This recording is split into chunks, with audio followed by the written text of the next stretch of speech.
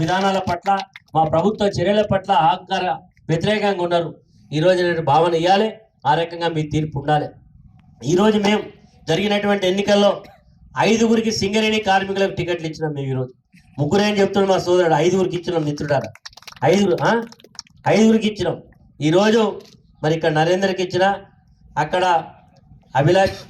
అవినాష్కి ఇచ్చిన, అదేవిధంగా రమాదేవికి ఇచ్చిన, శశికి ఇచ్చిన, అదేవిధంగా మన హరీష్ రెడ్డికి ఇచ్చిన 5గురు సింగరేణి కార్మికులు. అదేవిధంగా రిటైర్డ్ కార్మికుడు కలిపితే 6 టికెట్లు నేను సింగరేణి వాళ్ళకే ఇచ్చిన, కనకయ్య గారి భార్యకి. అంటే దాదాపు 30లో 6 అంటే 20% షేర్ సింగరేణి కార్మికులకు ఇచ్చినాం. మరి ఇంతకుముందు నరేంద్ర చెప్పాడు, నిరుద్యోగుడు కావాలన్నా సింగరేణి కార్మికుడు కావాలన్నా. నేను గతంలో కూడా బయట వాళ్ళని పెట్టినా, మీరు అందరూ పని పెట్టి పంపించిండు, ఓడగొట్టిళ్ళు, సింగరేణి కార్మికుడిని గెలిపించిండు. ఇప్పుడు కూడా అదే తీరు ఉండాలి, సింగరేణి కార్మికుడినే గెలిపించాలి. సింగరేణి కార్మికుడు గెలిపిస్తేనే మీ గురించి ఆలోచించే పరిస్థితి ఉంటుంది. కాబట్టి అక్కలందరూ కూడా ఆలోచన చేయాలి. మరి చాలా ఆశపడ్డారు. ఈరోజు మీరంటే సింగరేణి కార్మికుడ కుటుంబాలు కాబట్టి మీకు 2500 ఇస్తా అంటే రాకపోతే ఉన్న నిబంధనల వల్ల తులం బంగారం రాకపోవచ్చు, కానీ రైతు బంధు అయితే వస్తుంది కదా. ఊళ్ళలో మనం ఎకరమో 2 ఎకరాలో 3 ఎకరాలో ఉంటే రైతు బంధు పడేది కేసీఆర్ ఉన్నప్పుడు. ఇప్పుడు పడుతుంది అమ్మ రైతు బంధు? రైతు బంధు లేదు, బోనస్ లేదు. రామ్ రామ్, అన్నిటికీ రామ్ రామ్ రామ్ రామ్ రామ్ రామ్. భర్తతోటి పంచాయతీ పెట్టుకుని అవ్వగారింటికట, అవ్వగారింటి కానీ మళ్ళీ అత్తగారింటికట, దానికి వాడుకునేందుకు పనికొస్తుంది.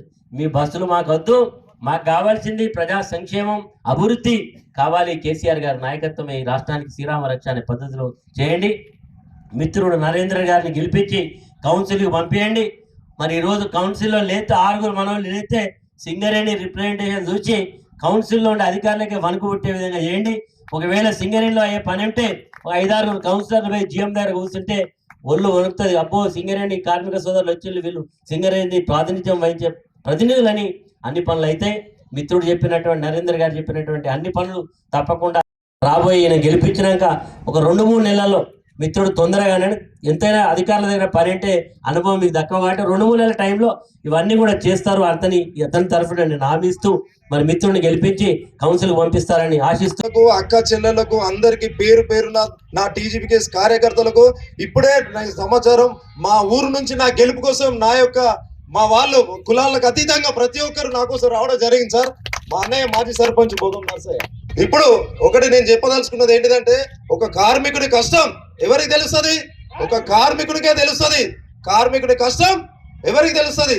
ఒక కార్మికుడికే తెలుస్తుంది. కాబట్టి నేను ఈ రోజు మీ ముందుకు వస్తున్నా, ఒక కార్మికుడిగా మీ సేవకుడిగా మీకు సేవ చేయడానికి వస్తున్నా. మనకి ఇక్కడ మెయిన్ ప్రధాన సమస్యలు ఏంటంటే, ఇప్పుడున్న మాజీ కౌన్సిలర్ చెప్తున్నాడు, ఒక డంపింగ్ యార్డ్ ఆయన హ్యామ్లో ఇక్కడికి వచ్చింది. ఎందుకు వచ్చింది? ఎవరి కోసం వచ్చింది? మన కార్మికుల ప్రాణ హాని కోసం వచ్చింది. కానీ నేను ఇప్పుడు చెప్తున్నా, ఆ డంపింగ్ యార్డ్ నేను గెలిచిన వెంటనే వితిన్ వారం 10 రోజులలో ఇక్కడ నుంచి తీసేయడం జరుగుతుంది.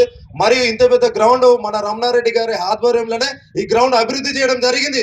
ఇప్పుడు ఆయన రిబన్ కటింగ్ చేసి నేనే ఈ గ్రౌండ్ అభివృద్ధి చేసిన, ఈ గ్రౌండ్ నాదే అని చెప్పుకోవడం జరుగుతుంది. మరి ఆ గ్రౌండ్ లో కనీసం మౌలిక సదుపాయాలు ఏముండే?